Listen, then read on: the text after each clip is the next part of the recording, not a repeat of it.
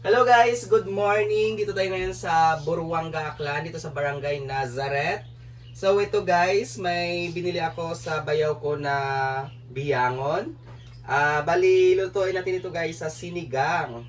So isisigang natin siya sa kangkong. At saka ito, konting sitaw. Kung ano lang available dito, ito lang ilulutuin natin guys. So bali, nagpakulo muna ako dito ng tubig. Ayan guys, tingnan nyo. Ayan, hindi pa kumukulo. Papakuluan natin to. Guys, habang pinapakulo natin ito, yung tubig, ayan, ilalagay na agad natin itong kamatis tsaka sibuyas. Ayan, pampaasim. Ayan guys, hintayin natin kumulo. Tsaka lakasan na rin natin ang apoy. So ito guys, kumukulo na ang ating nilalaga. Ayan, pinapakuloan nating sabaw. So ilalagay natin guys, ito yung tangkay ng kangkong. Ito guys, para paunahin natin palambutin kasi ito medyo matigas to. Papakulan na natin guys. Fresh talaga guys, dito lang to kinuha mismo sa Nazareth. So takpan muna natin at papakuluan hanggang sa medyo lumambot. So ito guys, medyo malambot na siguro tong tangkay ng kangkong. Ayan, kulong-kulo na.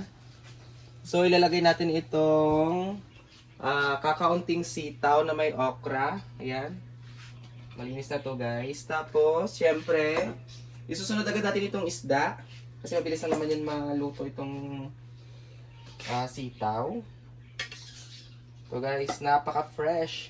Kasi kagabi lang ito guys nahuli. Kagabi lang ito nahuli nila. Nahuli ito sa, linti. Pinanglintihan dito tawag sa Buruanga. Kaya guys, ito yung ulo ng isda. Yan, ilagay natin dito, papakuluan na natin. So, takpan muna natin to guys. Bali, ito guys, may natira pa pala. Itong dalawa, ipiprito natin mamaya. Ayan, napakasarap nito. Paboritong isda ko to sa Buruanga. Ito yung biyangon. Grabe. Saktuhan pag uwi ko dito, meron silang huli. Nakuluan na yung isda kasi mabilis naman ito maluto. Ilagay agad natin itong Nor sinigang mix. Ayan, pampaasim sa ating sinigang na isda. Ayan, buhos ko na lahat para napakasarap ng asim. So, ayan guys. Tapos, timplahan na rin agad natin ito ng kakaunting asin. Sa asin, sabi ko asin dito. Iba talaga guys kasi hindi ko bahay ito eh. So, ito guys, ito konting asin kasi may asin na ito kanina. Ayan. At naglalagay rin ako ng kakaunting Ajinomoto. Kakaunti lang guys. Tapos, meron silang paminta. Saan paminta dito? Ito? May paminta ba kayo dito? Ito? Boss? Hindi, wala naman paminta. So guys, wag na lang natin lagyan ng paminta. Ito na lang lagyan natin ng kakaunting magic sarap. So, ayan. Takpan mo natin guys ha.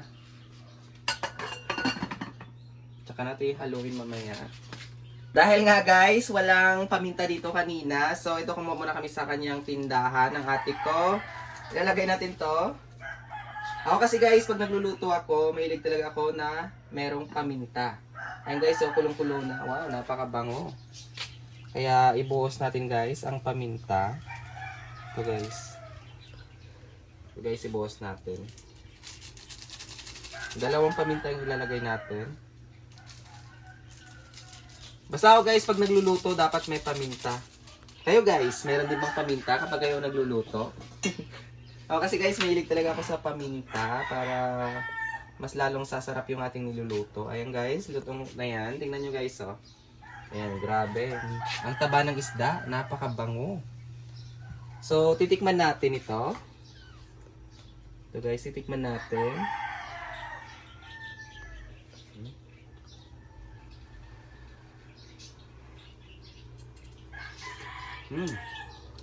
Grabe, sarap. Sakto lang yung asim niya guys. Okay na guys yung lasa, kaya ilalagay na rin natin itong dapat ng kangkong. Ito yung huli na ilalagay kasi mabilis lang na ito maluto. So medyo madami nga yung kangkong pero maluluto yan guys. Liliit yan mamaya. Ito guys.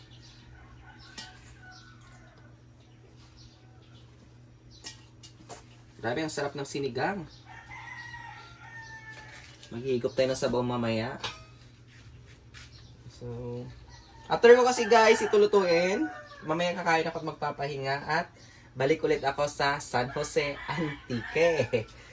So, umuwi lang talaga ako dito guys sa Buruanga dahil nga inimbitahan tayo ni Mayor Alan Prado Daguhoy para mag-attend sa kanyang victory party. So, ito guys, papakulan lang natin to hanggang sa maluto. Kasi okay na rin yung timpla nito. So, ito na guys, luto na ang ating sinigang na biyangon. Yan, sinigang sa kangkong, napakasarap. Kaya, tara, G, kain tayo. Grabe, napakasarap nito.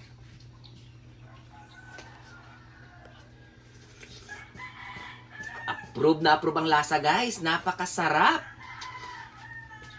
Okay na to guys. Patayin na natin yung apoy.